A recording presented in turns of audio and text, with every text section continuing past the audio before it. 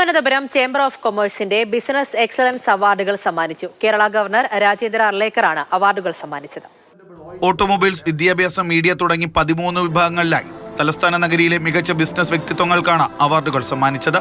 Pharmacy രംഗത്ത് മികവിനുള്ള award Devi pharma founder K S. Balagopal ഏറ്റുവാങ്ങി.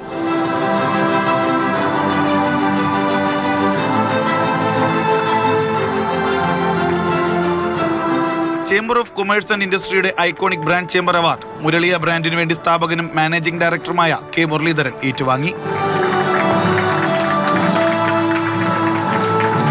വിദ്യാഭ്യാസ രംഗത്ത് മികവിനുള്ള പുരസ്കാരം നിംസ് MD MS ഫൈസൽ ഖാന് ലഭിച്ചു.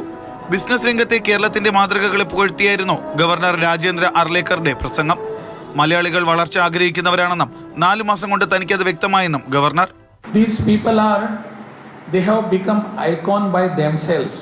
In fact, by the work, by the dedication, by the sacrifice, and all these years of toiling and moiling they have done, that has made them icon for our society.